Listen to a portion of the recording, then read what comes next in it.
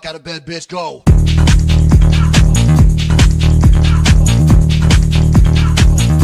Get up and get the guy go.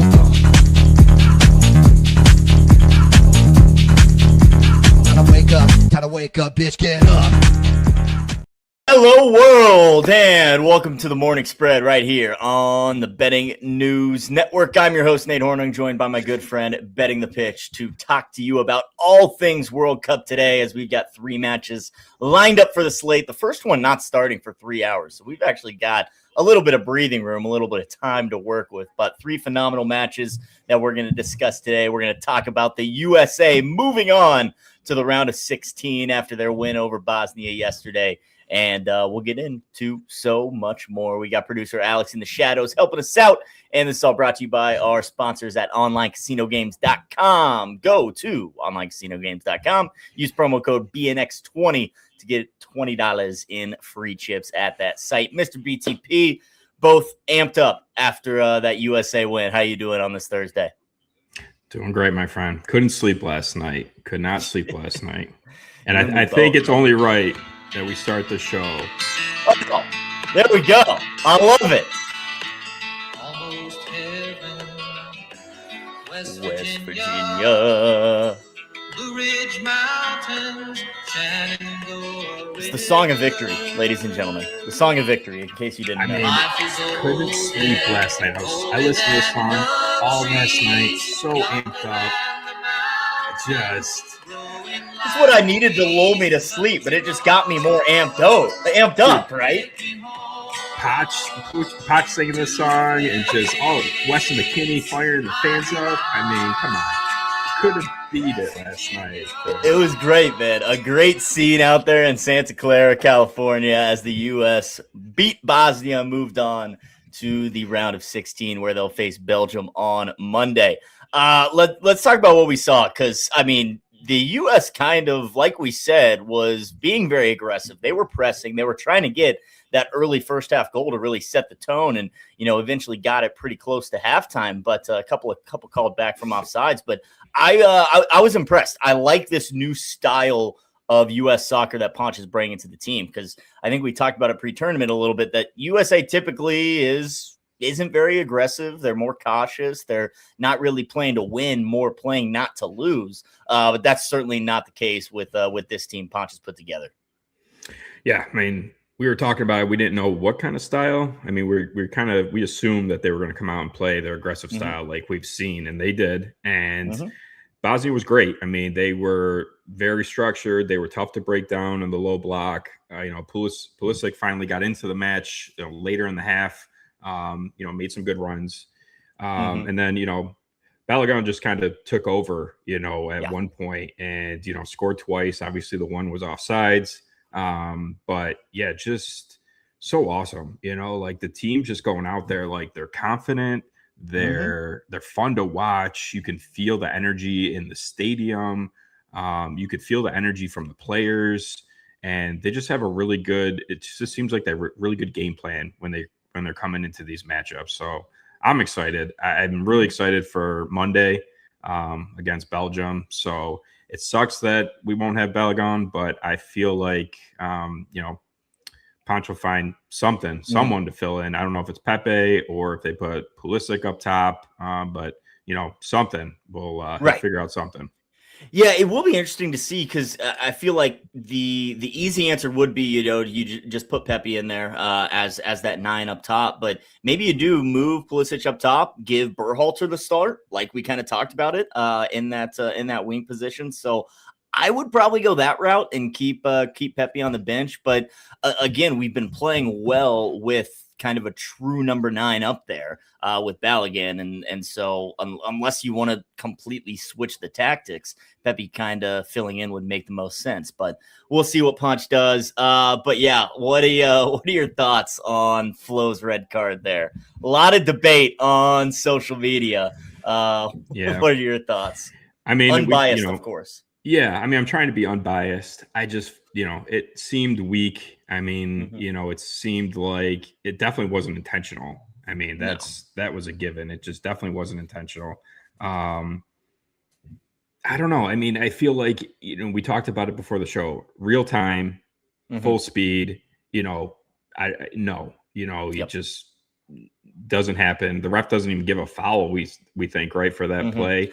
I don't think he called anything. I don't even think he got a card in that case. And then he certainly didn't get a yellow card. He might have called it a foul on the field, but there was certainly no card pulled right away. And then then the VAR pulls him over to take a look. And then once you slow it down, and obviously the spikes are up, and he's getting like, it's not intentional. I mean, they're battling. And like you said, before the show, they were all over Balogun all match long. I mean, trying to get under his skin, trying to bully him. And it was just, I mean, it's a World Cup. I mean, these guys are out there fighting for position, fighting for the ball, giving it everything they have for their country. And yeah, I think it was the wrong call at that time. I mean, you want to give him a foul, give him a yellow card or something, but to give him a red, and now it hurts the US, in this next match now without having him. So, and you can't appeal, because I read something, I think this morning, that they didn't even have anything in place for teams to appeal for the World Cup. Like, there wasn't even like a rule for FIFA in place or anything like that. I don't know if that's true or not, but that's what I saw on socials today. So it was weak. I mean, what were your thoughts there? Yeah, I mean, kind of the same thoughts. Like, in watching it in real time, it's just two guys going for the ball. They get tangled up. One goes down. It is what it is. But when you do slow it down and look at it at every single angle, like VAR does, yes, it spikes up to the ankle, right? Which, yes, you probably have to call that a red card. What my problem with it is, again, like we said, they didn't call anything on the field. So that was clearly VAR overstepping, calling the head ref, hey, come look at this, we've got something, in a situation that they really didn't need to. I understand what VAR is there for. You want to get calls right, but this felt like, hey, if the head ref didn't call anything, didn't see anything, there's no reason we've got to dig into this one little conflict. You know what I mean? So yes, when you slow it down, when you look at it like that, it looks like a red card. There was clearly no malicious intent, which unfortunately doesn't matter for the red card. But I would have been a lot happier seeing him maybe just pull a yellow. I think straight to red was ridiculous. Again, after no call on the pitch, felt like I don't know. I don't want to lean into the whole tinfoil hat of FIFA's colluding against the United States, but I mean, it's just, I think the issue, I think the issue I have, and I'm pretty sure a lot of people have with VAR, is just the inconsistency. Like, that too, right? You want to, I mean, if you want to make the calls, that's fine, but be consistent about it. We've seen someone else earlier in this tournament do something similar that, everyone just turned the other cheek on, and nothing was called. So just be consistent with it. That's it. I think that's really what the fans, and myself at least, are all that we're looking for. If VAR gets involved and they want to call fouls, or they want to call, change goals and offsides and things like that, I'm all for it to clean up the game, but it needs to be consistent. It needs to be called the same in every match, for every player. And I think that's the biggest issue that I have personally with VAR right now.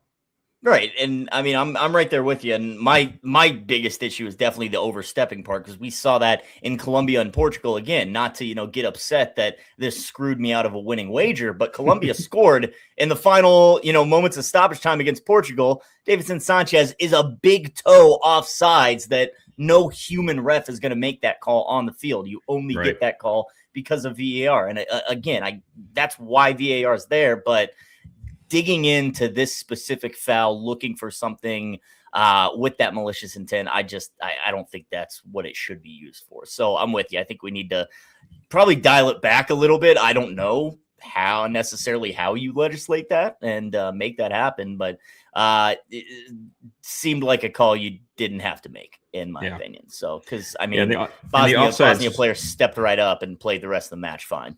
Yeah, I mean, we've seen it before in football. These the players can overreact to try and get a call, which can be part of the game at times. But he was fine. He got up. He played the rest of the match. It just, the whole offsides and everything, just counting hairs is just, it's tough sometimes, because offsides is supposed to be, the player has an advantage, a natural advantage when they're, attacking or whatever. But, like you said, that toe being offsides is not an advantage at all. I get the rule. I mean, I guess if you're, it's the right call.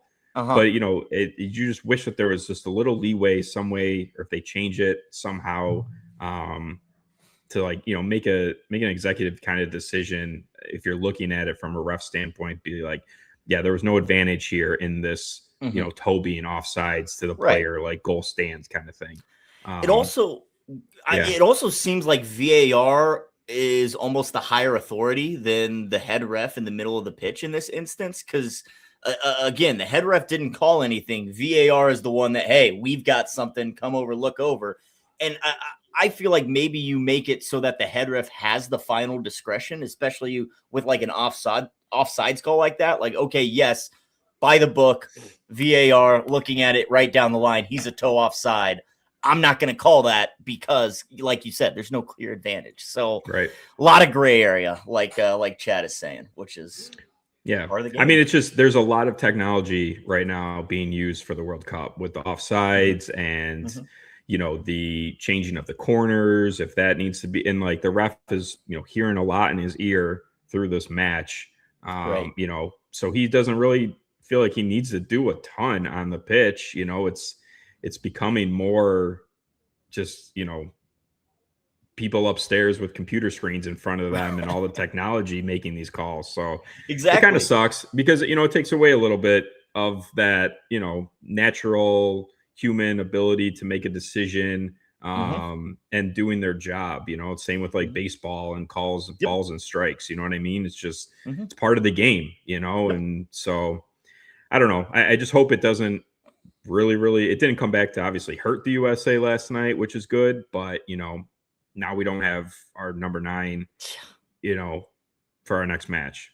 Yeah, exactly. And I mean, you said it, that human error is just part of sports, right? Whether it's a player making an error, whether it's a coach, whether it is a ref, that is part of sports in general. And yeah, I mean, if we want to go the full on, let's just have, computers referee us. We don't even need the guy in the center, right? If we've got X amount of cameras and video assistants, they can just make all the calls from the stands. So seems wild. VAR is getting calls correct. Just feels like they didn't in this scenario. Yeah, I'm right there with you, Jeff. I think that's all we're looking for is just for them to be consistent with everything. Like just be consistent. If there is a clear as day, like okay, this call was wrong on the field or on the pitch, we got to change it.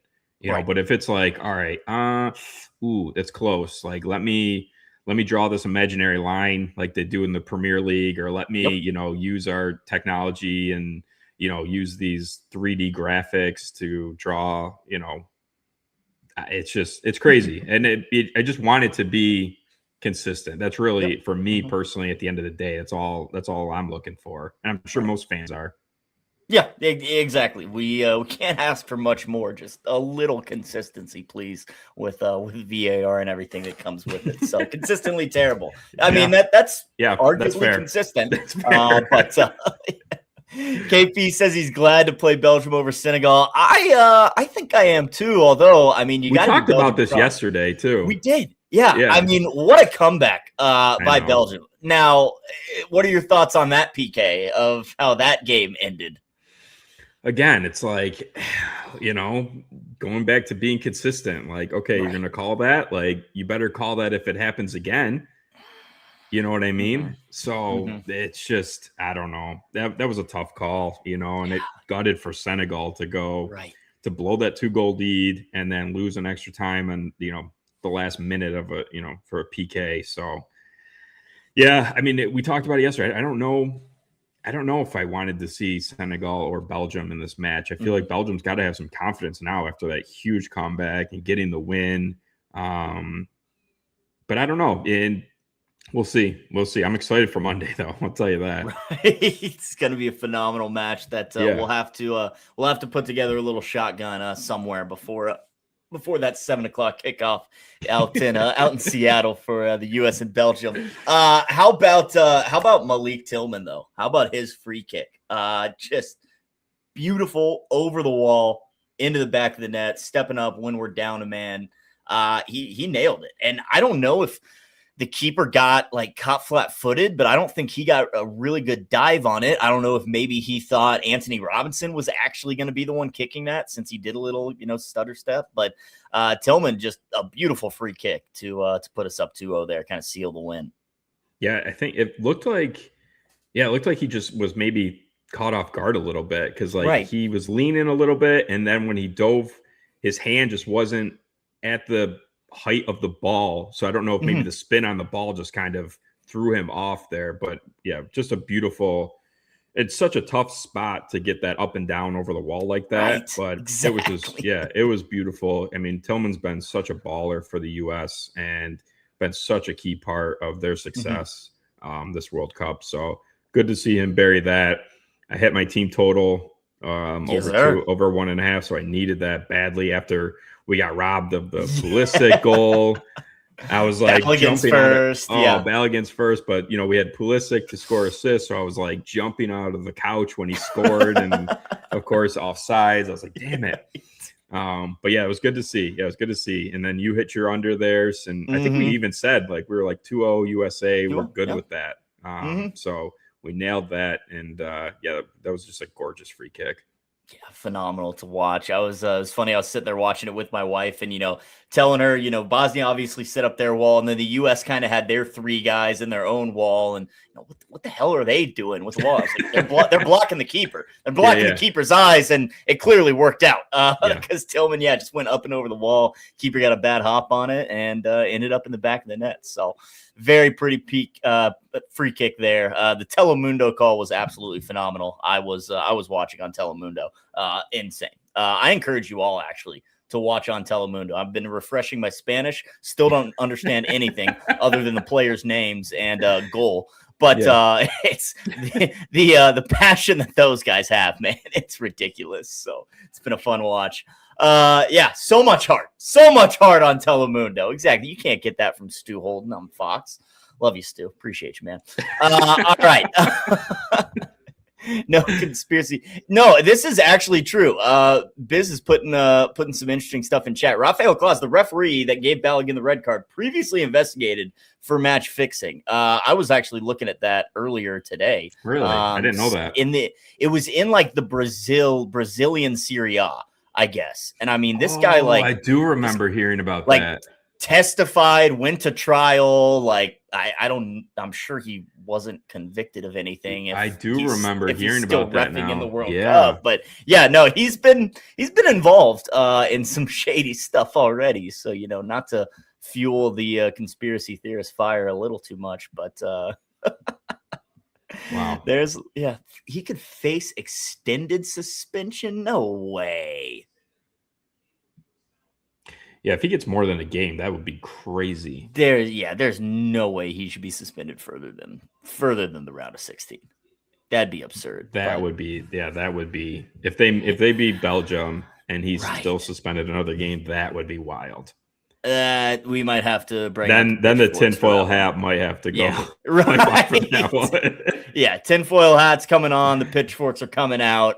We're gonna be on FIFA's doorstep if that happens. But we'll see what happens. But BTP, we've got 3 more matches today that we're gonna get into here shortly. But first and foremost, Alex, get on up here, sir.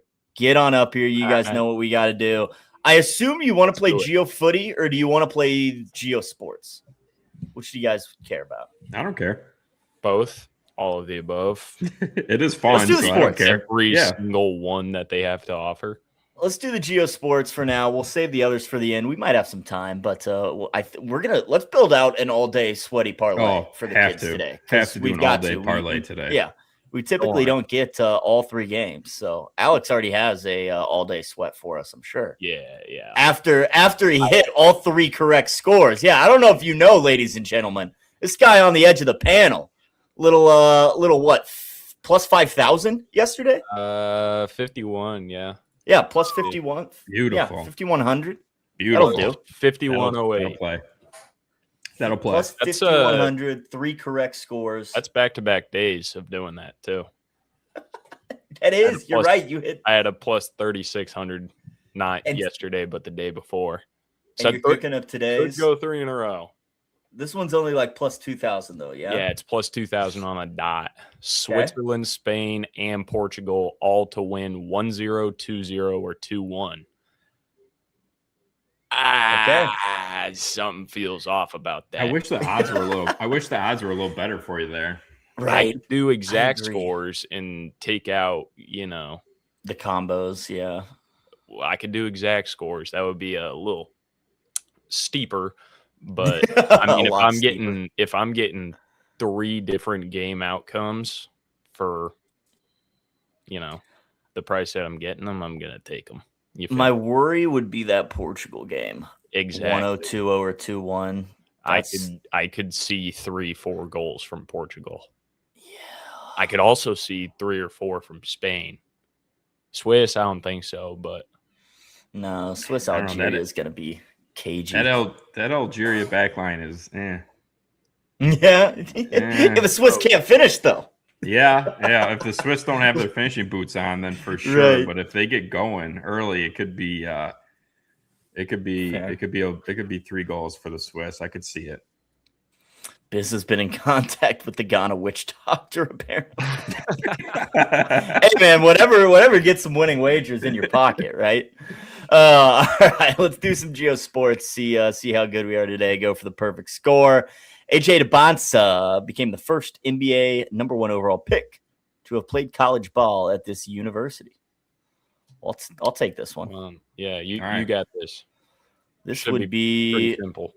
Yeah, we're looking for BYU, which is Provo, which I believe is like here. Because that's Salt Lake City. Yeah, there's nothing else. This has got to be Provo. See where we're at. Don't be too far off. 5 miles, Bang. we're good. Bang. Okay. Whew, 5 miles, we're good. Brigham Young University, BYU, Provo, Utah. DeBonsa, top recruit in the 2025 class, made waves by choosing BYU, then went first overall to the Washington Wizards in 2026. First number 1 overall pick out of this school. The only NFL team ever to complete a perfect season played its home games in this city. Oh, well, that's Miami. I was gonna say, right? that's Miami. Dolphins. Now let's Yep. narrow No. down on where Miami is. I already know what I'm looking for. I'm looking for this guy right here. That's what I need. That little bip right there. Little blip. I'll do it. There we go. 2 for 2. Bang. The 1972 Dolphins went 17-0, capped by a Super Bowl 7 win, the only perfect season in NFL history. Played home games at the Orange Bowl in Miami, and none has matched it since. Patriots almost did it. It's almost. What's the inside joke with Miami? Did you guys have Miami before and something? So we had Miami. Was it yesterday, Biz? I think it was yesterday. Yeah, and the answer was literally like the Orange Bowl Stadium. And, to get the perfect score, you got to be within 10 miles. And okay.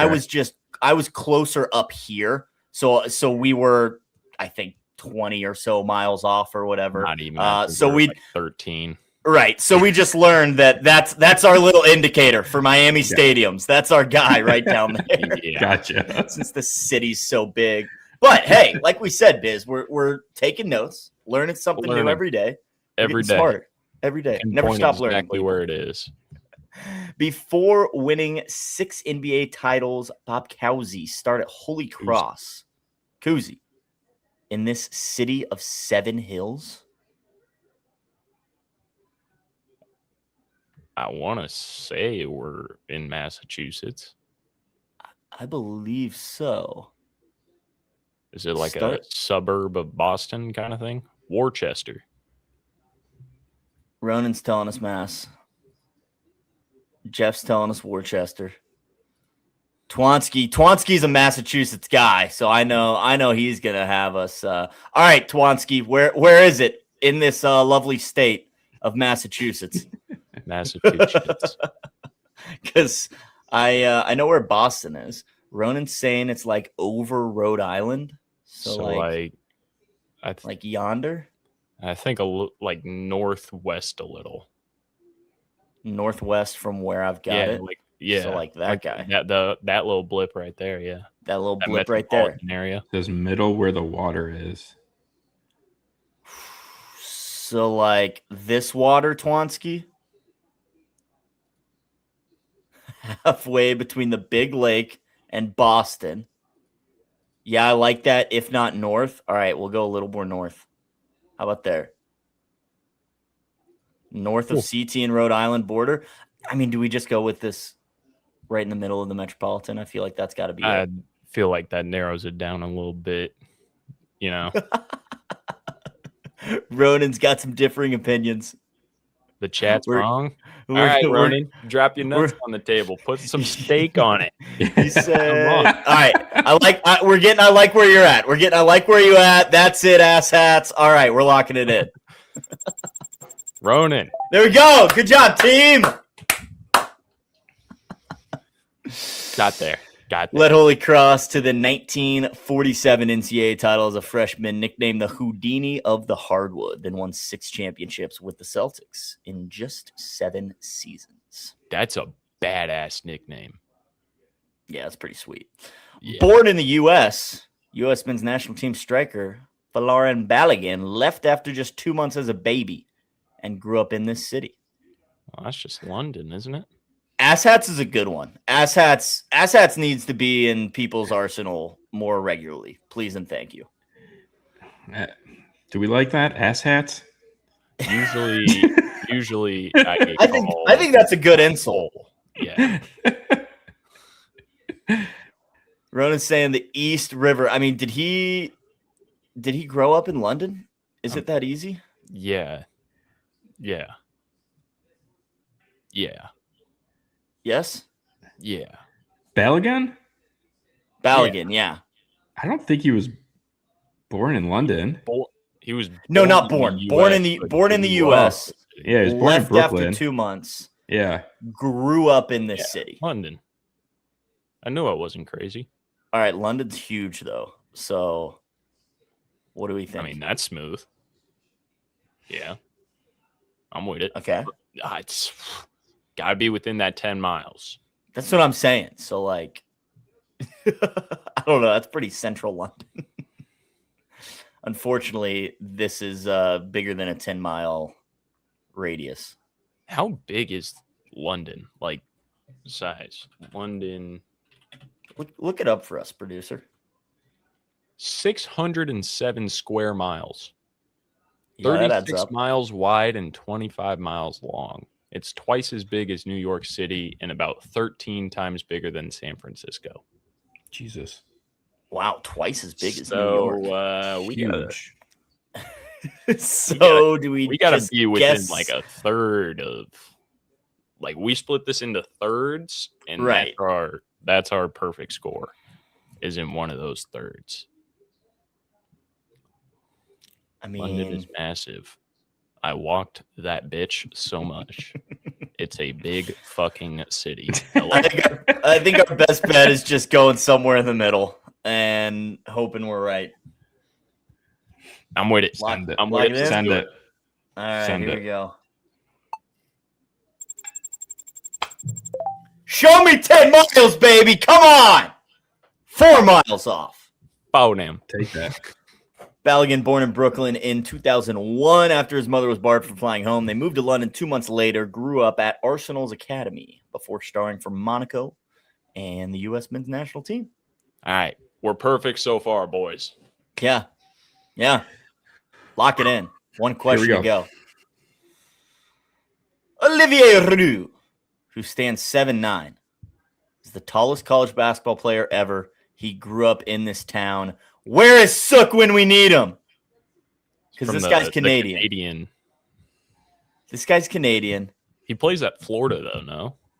Yeah, he just transferred somewhere, and I can't remember where. He transferred out of Florida, though. I'm blanking on where he plays now. I know he's from Canada. We learned that Hamilton is over here on this side of Toronto. I don't know if it's Hamilton or Toronto is the answer to this. Quebec? Is it Quebec?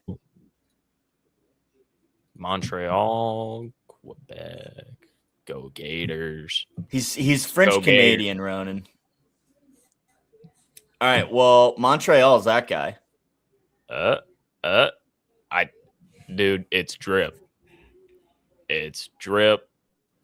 It's drip. Well, he's not from Calgary. Remember, we trust this guy with our lives. 100%. 100%. I mean, that's Montreal. I'm assuming this city's in there as well. Drip, what do you think? Is that the spot? How does one pronounce that city? That's what I'm also wondering. Turbine? Turbine? Turbine, Canadian, right? Yeah. Hey. Assholes. Ass hats. Suburb of Montreal. Okay. We gotta be within 10 miles, folks. We gotta be within 10 miles. Do I want to look up the size of Montreal? I feel like that's kind of cheating, but I guess we just did that to London. Drip said left. We have to Just narrow Just it a down. smidge. We have to narrow it down. Like It's bigger like than 10.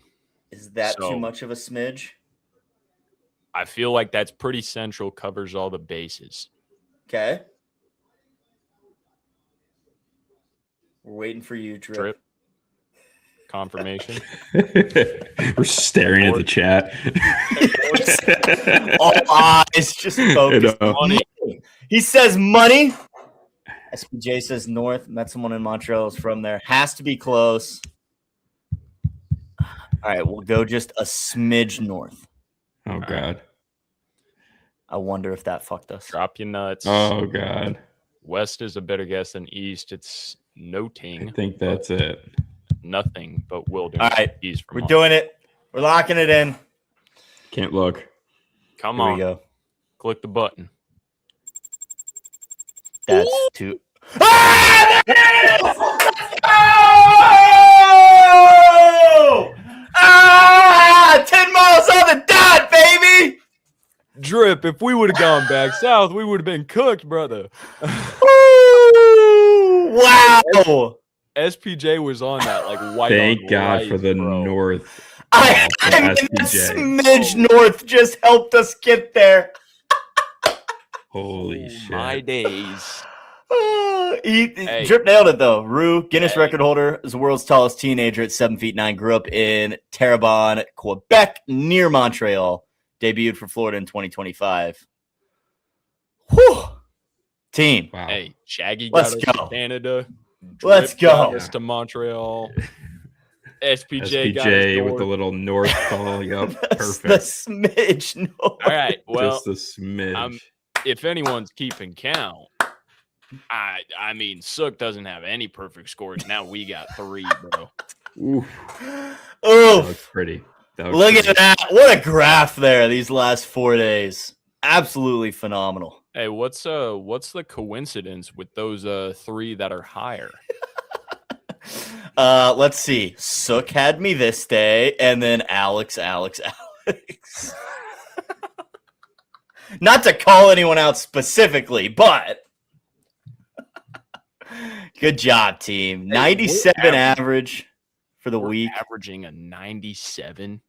That's an Just important penny. in those weeks. Our 30-day average about 95. Whoa. We're taking it. What We're taking happened it. on that one day? Were you doing that solo? Let's see. That would have been that looks like June 10th. I don't know what happened June 10th, but yeah, that was a bad day apparently. What was the date of 66. June 10th? Oof. June 10th would have 10th. been. Was a Wednesday. Was that you and me? I was in Minnesota. That was Sook. There it is. There it is. He's saving his own ass. I love it. There we go. There we go. 1,000 out of 1,000, That's folks. awesome. Let's go. That's why we play the game. That's why we play the That game. was- So only that knows was movies electric. and third string point guards. He knows more than that, but he's a specialty at those two. All right, Alex, you figure out those correct scores. Report back to us when you lock something in, and we'll talk about these games. How about it? Once I put the house on it, is what you're, saying. Thank God for drip. Yeah, let's Thank go God drip. for It's just SBJ. a full team effort. The three of us, the chat and everything. our Lord and Savior. Yeah, helping us get there, man. Helping us get there. Gotta love it. All right, that was fun. Alex, get out of here. Appreciate you, sir. Right. As always. Back to the basement he goes. All right, Mr. BTP. We've got 3 exciting matches to discuss today. First one kicking off here in about 2.5 hours out in Inglewood, California at SoFi Stadium. España, Spain, taking on Austria. And Spain is a heavy favorite there, minus 345 on the money line. You could back them on the spread, minus 1.5, still at minus 120. And total at a flat 3, heavily shaded towards the under, minus 132 on the flat 3 right now. What are your thoughts on this match? Do you got any plays for the kids here? Yeah, I mean, right now I don't have anything official in this game. I'm kind of leaning Austria plus 1.75. Okay. I'd like it. It's sitting around like minus 125 right now, I believe. I just don't think the Spain team blows them out. I think Spain wins, but I just don't think they, blow them out of the water. And this is like a, 3-0, 4-0 type game. I think this Austria team is good enough to at least keep it close. Yep. But in the end, they're going to fall short. And I think, Spain advances here. It feels like a 2-1 type match, in my opinion. I know that Spain has been traveling a little bit as well. And I think they're on like a shorter week. So maybe some tired legs, coming from that. I believe their last game was in Miami. So that Miami Heat, I think it was against Uruguay in Miami. Yep. Or no, it was in Mexico. No, it was in Mexico. So it was that they were coming from Mexico, then traveling back to the States. And then I believe they're on like a little shorter week here. So I don't know, maybe some tired legs here could be a factor. I just feel like they haven't really impressed me much other than, obviously their big win over Saudi Arabia, but that, that wasn't really anything to be impressed about. They won 1-0 against Uruguay, but only produced a 0.86 XG, had 1 shot on target the whole match. So, this Austria team hasn't looked great either. They won 3-1 against Jordan. They got beat up by Argentina 2-0, and then they had gotten a 3-3 shootout against Algeria, but gave up 1.67 XG. So I expect Spain to have a ton of the ball this game, control the match, and Austria just kind of hang on. But I don't see them getting absolutely blown out here. I don't have like an official play, but leaning them with the spread if I had to pick something.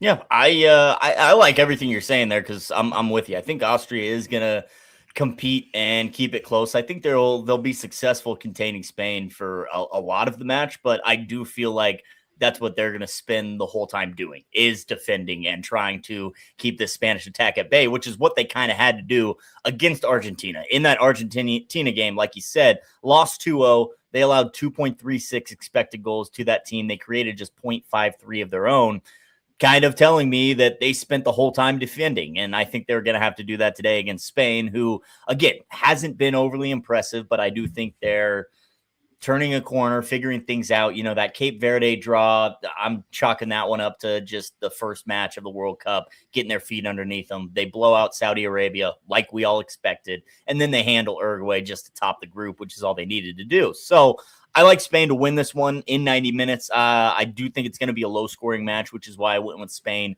And then the under 3.5 here, plus 107 is what I found. Probably also priced around minus 110. So do your line shopping, see if you can get a plus sign for this. But I have Spain winning this one 2-0 more than likely. I'm not sure Austria is going to be able to find the back of the net just because I don't think they're going to get that many chances, to be honest with you. So a low scoring Spanish victory is kind of how I see this going, but it should be competitive. And it wouldn't surprise me if, it's 0-0 at halftime and then Spain kind of opens things up in the second half. But the best I could do is compare the Austria-Argentina game to them facing Spain here. And I kind of see a similar game script there. We also can't forget Messi missed a PK in that match. So it could have been 3-0, but again, I'm with you. I don't see Spain winning 3-0 or 4-0, or I think it's going to be somewhat competitive for most of the match. Eventually Spain flexes their muscles and gets the win.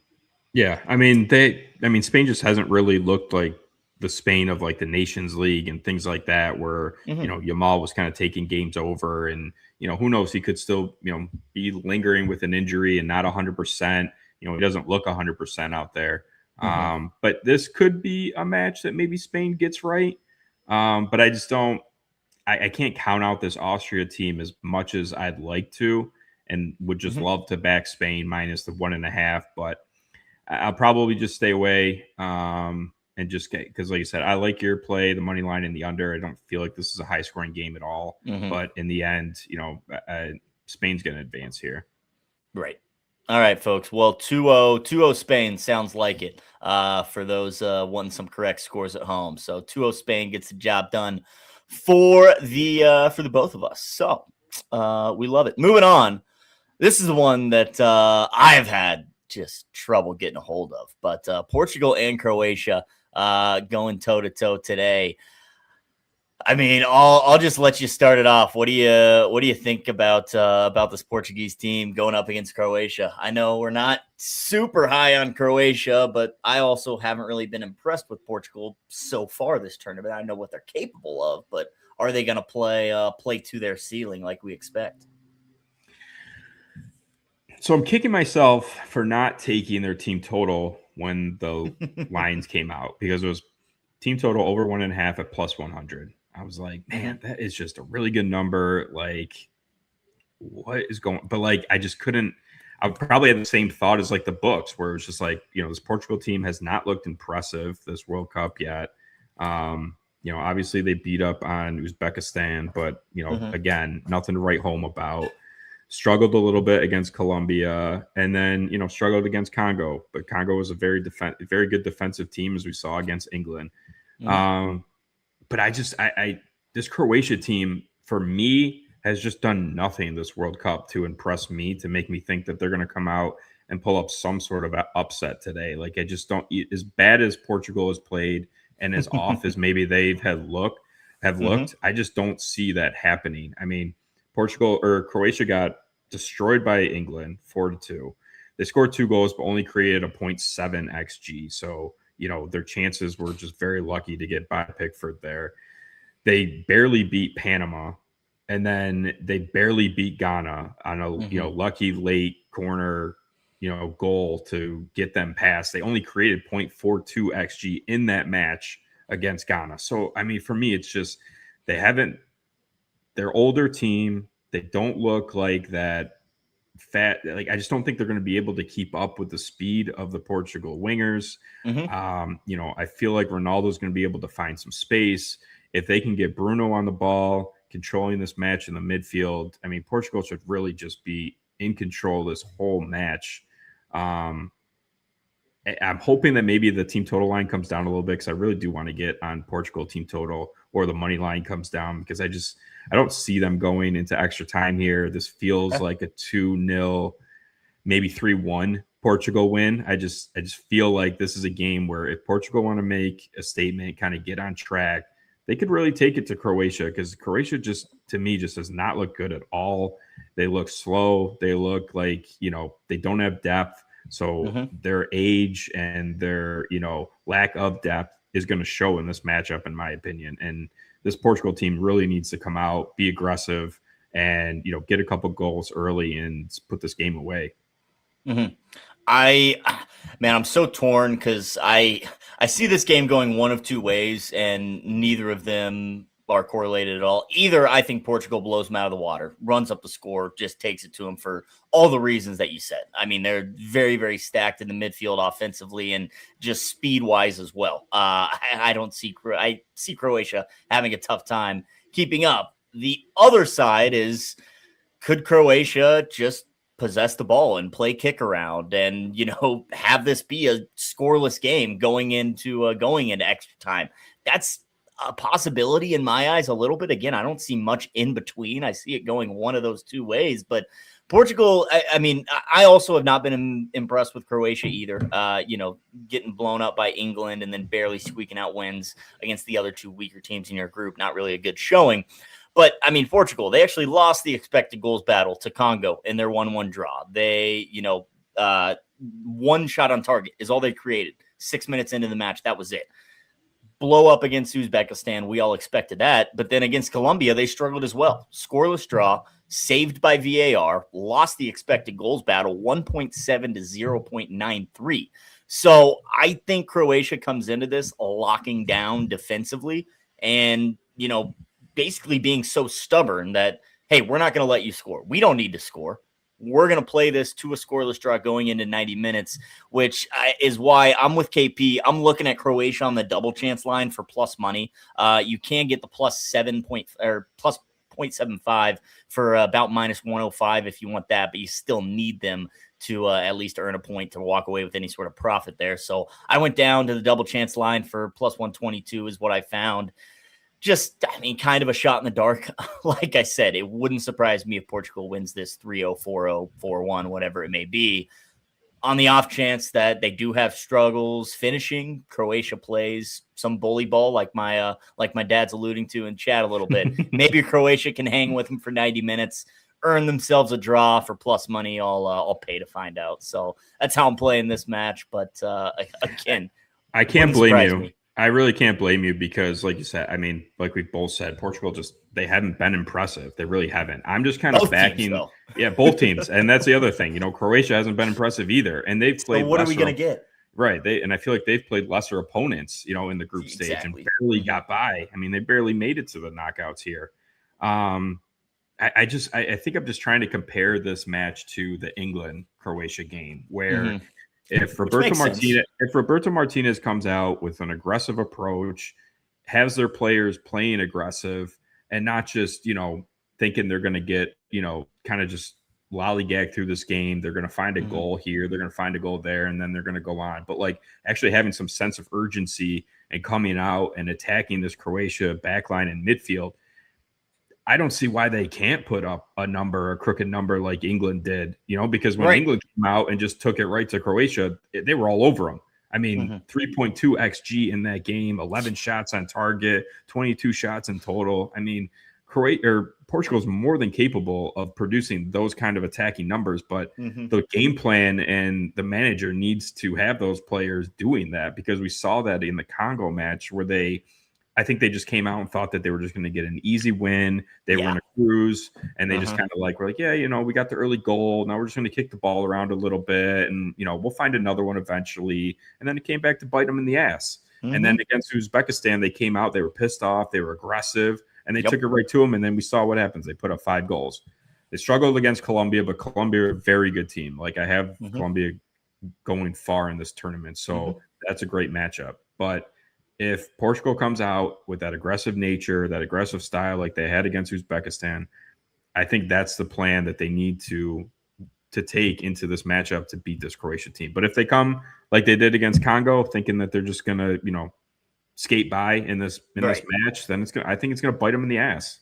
Yeah. We've seen teams overlooking some of these weaker sides, and Spain did it with Cape Verde and their opening match, Portugal with Congo in theirs. So and even Germany and Paraguay in the knockout rounds. I think Germany was overlooking them quite a bit. So we'll see how this plays out. But I'm with you though. On paper, Portugal just has so many options, and they could really just run up the score here. So this should be an entertaining one, regardless.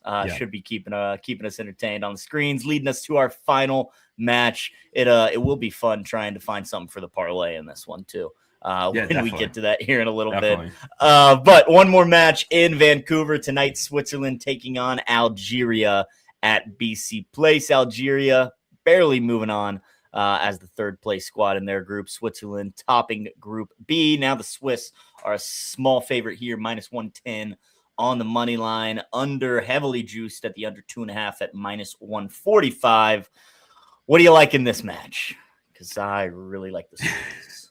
Yeah, I like the Swiss too. I'm kind of leaning. I gave it out this morning in my Discord, and Bolo to score assists at plus 110. He's contributed in every single match this tournament. He contributed in the 2 friendly match leading up to the tournament. He's just involved in everything this attacking Swiss team does. I just don't. This Algeria backline is, I think, overrated. I think the teams that they played coming into the World Cup maybe kind of, made them look like they were going to be a little more dominant in shutting teams down and things like that. But then we saw them, kind of get opened up against Austria. We saw Messi and company have their way against that back line. And even Jordan, found a goal and didn't see much of the ball, but produced a 0.63 XG, and this Swiss team, we've seen them take it to Qatar.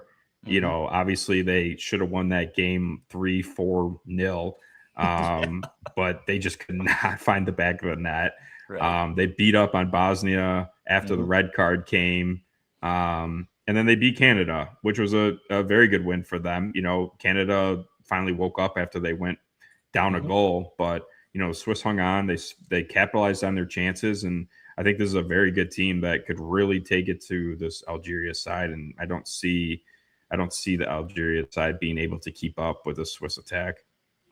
Yep, I'm right there with you. I think Swiss are just the better team here. I think the money line's playable, obviously, by itself at minus 110. I opted to get a little greedy here and go with Swiss on the money line in the under 3.5. Plus 150 is what I found. You can actually take it up to 4.5 and still get a plus sign, plus 107 for the 4.5 if you'd like. But I've been very impressed with the Swiss defense this tournament. Not so much their offense. Obviously, the finishing ability is something they need to work on. But, I mean, defensively, against Qatar and Bosnia, an average of just 0.14 expected goals conceded from those two teams. That number definitely increased against Canada, but Canada was playing from behind for most of the match anyways. So, Swiss defended well. I think, and it was in Canada. So, that too, exactly. An away match. An away match for them, essentially. Yeah.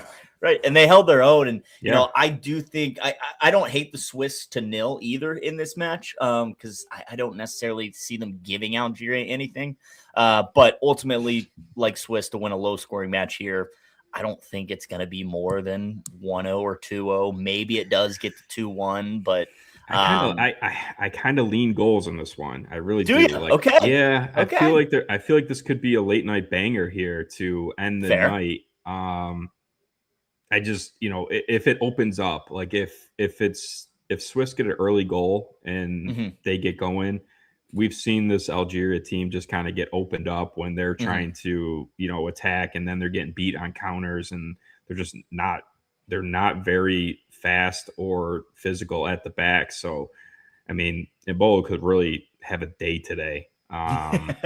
He really could with the way he's been playing. So I wouldn't be surprised if he maybe found the back of the net a couple times tonight. But yeah, I mean, I could see a 2-1, 3-0 maybe type game from the Swiss here tonight. So if they're on their game and they have their finishing boots on tonight, then I think Algeria could be in trouble.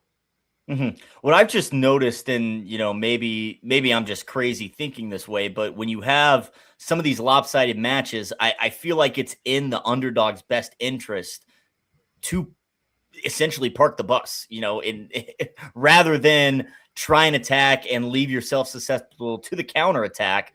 Let's just not give up a goal. We don't need to score. We'll be fine with 0-0 going into extras, going into a PK shootout, because I feel like that's kind of how Bosnia played it last night against the U.S. is just trying to be as defensive as possible. I could see Algeria doing that and being stuck on their heels this whole match, just bracing for the Swiss attack. So I think Swiss will win a low scoring one, but we'll see. Late night in Vancouver. So Love it. Yeah, and maybe I'm going to be kicking myself when the Swiss net 4 of their own, and why did I pair the under when I should have just played their money line? Maybe that's what happens. That's a situation I've been in before, so wouldn't be a secret to me. Wouldn't be new. All right. Well, those are the 3 matches there. Bisney put his long shot all day sweat on Twitter. We'll pull that up and check it out. But we've also got to make a little parlay for ourselves. All right, Bisney, I'm reading this off. He went with what he said. He went with what he said. I went with what I said. Stick to your gut. Always stick to your gut.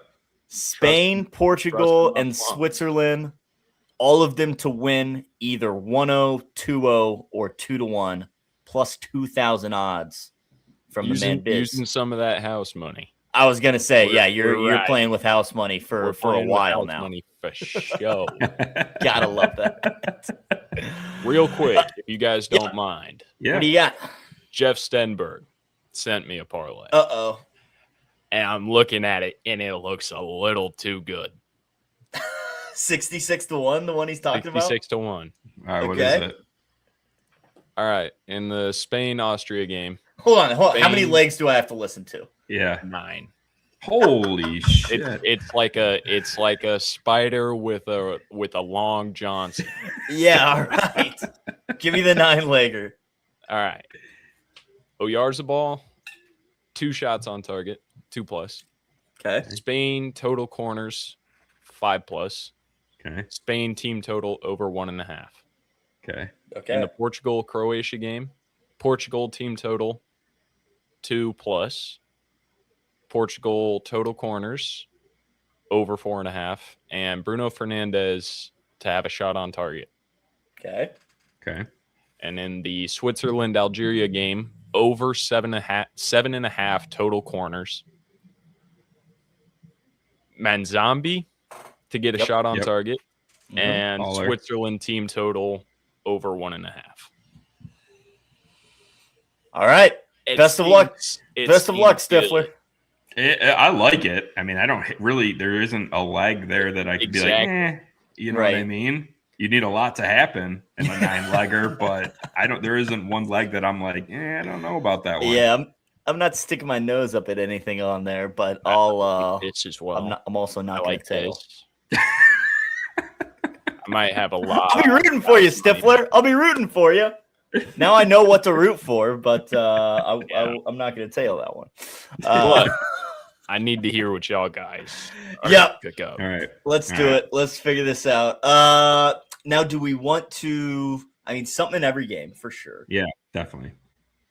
We'll just put something together and see what we come up with. Spain and Austria. What are we thinking? So we're both on Spain, right? We both like Spain. Yep. Mm-hmm. Spain. All right. Do we just take them on like, what's their draw no bet line just to kind of maybe be safe? Draw no bets for España. Minus 2,200. Their money line is what? I thought their money line was minus 370 is the money line. That's a lot. Yeah. I wonder if we do like Austria, like plus 2.5 or something. We could go that route. What if we did like Austria plus 2.5? What's that? Minus 260. Yeah, I mean that's a that works for everybody. I like that. I'm not finding that on this blue book. Alternate spread. Oh, here we go. There we go. All right. Minus 320 is what I'm seeing for Austria plus 2.5. I'm seeing minus 260. I feel like yeah, I mean, I feel like do we think Spain's gonna win by 3 goals in this game? No. Actually, no. I hope not. I think that's a good jumping off point.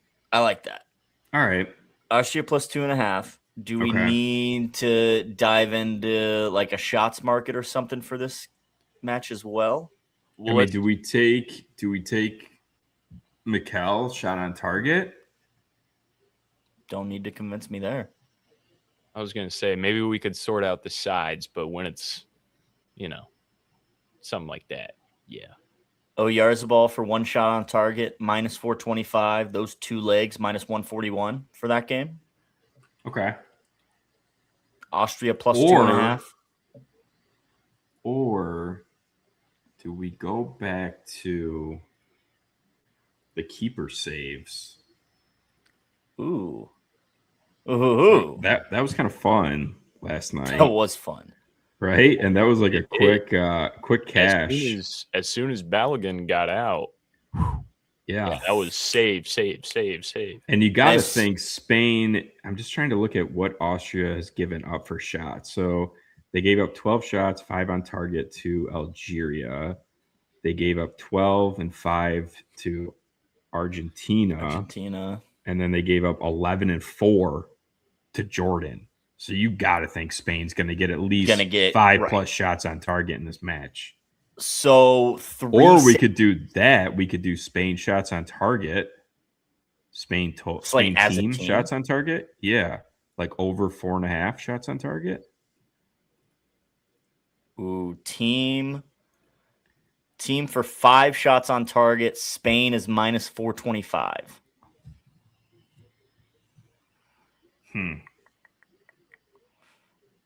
The alternative would be 3 saves is minus 380 for the Austria keeper.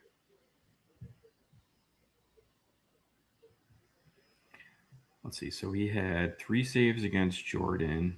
He had 3 saves against Argentina, and he had 2 saves against Algeria. Was that the same goalie? Yeah. I'm good with either, honestly. I feel like either could be. All of a sudden, So, are you wanting to leave Oyarzabal in here or take him out? Yeah, I think we either do Oyarzabal 1 shot on target, Austria keeper saves, or Spain total shots on target. I think we do one of those. Let's just leave anyone you're leaning? Okay, all right. Yeah, I like Oyarzabal. I like rooting for him. But with Austria plus the 2.5 as well. Yes. Yeah. All right. Austria plus 2.5. Oyarzabal for 1 shot on target. Those 2 legs minus 141. Moving on. Portugal and Croatia. Yeah. I mean, I like Portugal team total over 1.5. I mean, that's something I've been kind of eyeing for a little bit of a double today. Okay. So you're building my parlay. Maybe we will, Stifler. Maybe we will. And then it was Oyarzabal 1 shot on target or 2? 1 shot on target. Just 1. Mm-hmm. I could. Or we do Portugal to advance. That's got to be playable. Ooh, that's a good idea. To qualify, minus 300 for Portugal. That's not bad. So maybe you could do team total and to qualify. Okay. Or I saw the team total. I think it was just minus 150. So what if we did maybe over 1.5 in the game, and then Portugal to qualify? Okay. I like it. All right. Plus 162 for those 4 legs. Okay. Austria plus 2.5. Oyarzabal 1 shot on target. Portugal to qualify and over 1.5 in that game. Plus 162. Okay. Moving on to the nightcap, Switzerland, Algeria. Mm-hmm. I like your Mbolo look. Okay. I don't know if you want to get overly invested in him. Let's see. He had 2 shots on target last game. Let's see how many shots on target he doesn't shoot a ton. He's just he can create chances or shoot, which I really like him for. That's why I liked him to score assists. Actually, what if we just go with Monzambi? Yeah, I mean, I had him. I mean, I had him in my write-up last week. All right. Did you? I've been on this guy before you, Jeff.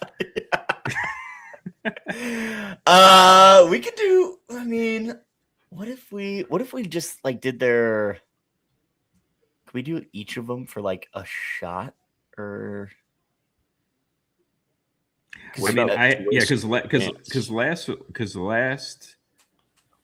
Switzerland match against Canada, I gave out Manzarbi shot on target. It was plus money. Okay.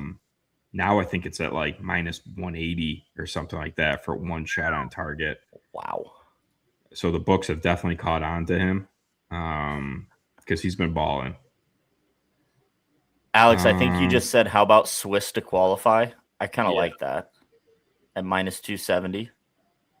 Yeah. Just to advance. Just to advance. Swiss BTP, to advance. You good with that? Yeah, Swiss to advance. Yeah, I like that. Yeah.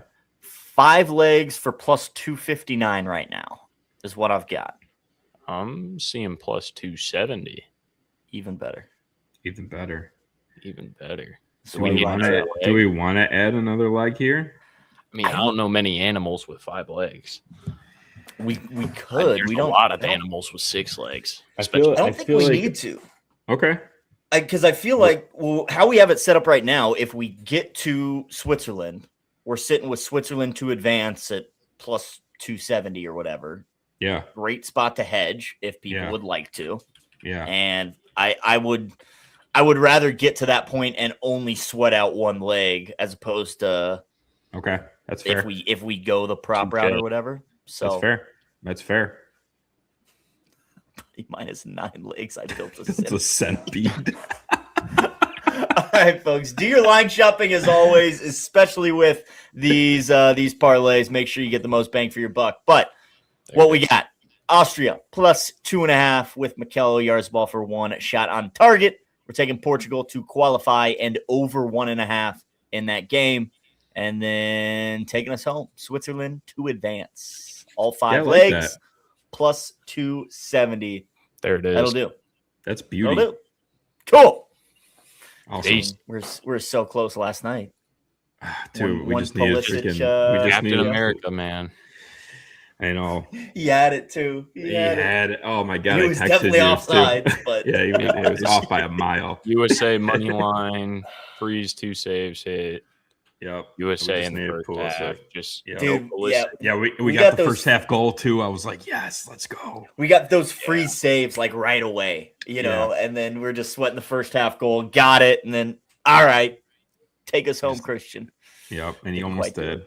Right there. Yep. And then I was rooting for Pepe for the last freaking 10 minutes of the match. Ugh. Yeah, for sub on, right? For the sub on, the sub on. I was like, do something, Pepe. But all right, here we go, folks. All day sweat right here. Austria plus the 2.5. Oyarzabal shot on target. Portugal to qualify and the over 1.5 in that game, and then Switzerland to qualify, taking us home. Plus 270, plus 259. Do your line shopping. Get the best number available. Tag me. Please tag me if it hits. Please tag me. I hope you're tagging him, Jeff. I hope it hits, man. I will give you your flowers, my man, for sure. We will see you tomorrow morning when this hits. Don't you worry. All right, folks. That is all we got today. Alex, BTP, anything else we got to share for the kids today? No, let's enjoy some 102021 every game. 102021 every game. There One of those 3 options. As long as it's the right side, you still gotta have right winners there. The right side. Actually, this almost could be 4 days in a row, but Germany, Biden regulation didn't have the goal. Yeah, they sold me to that day. Mm-hmm. Yep. That would be another plus 3,500 banger. Keep cooking them up, kid. You keep cooking them up. I was gonna say, keep doing it. Make sure to share, please, with your friends. Yes, I gave you the goods, man. You did. You absolutely did. Now I can tail if I want to. You did your job. You did your part. You mean you're going to tail, right? Yeah, I'm going to tail. I'm locking it in right now, folks. We will see you later. We're gonna have Afternoon Espresso live on this channel at 4:00 Central, 5:00 Eastern. I'll see you guys Ooh. there. Mr. Bisney will Yes, see you you will. there. I will see you there. And Yeah. you know what we're doing there? Yeah, we're running the quack quack We're duckies, running eh? the quackers, the ducks. Gonna be a giveaway, folks. Giveaway on Afternoon Betspresso. So tune back in 4 hours. Enjoy this Spain game. Until then, and we'll see you guys tomorrow. Well, me and Bisney will see you later tonight. BGP, Yeah. are you joining me tomorrow on the morning spread? Hell Be yeah! there. Doing it tomorrow. again, same time, same place tomorrow morning. You guys know where to find us. Until then, enjoy your Thursday. Come on back for some Betspresso. See you later. Adios. Peace. What you know about rolling down in the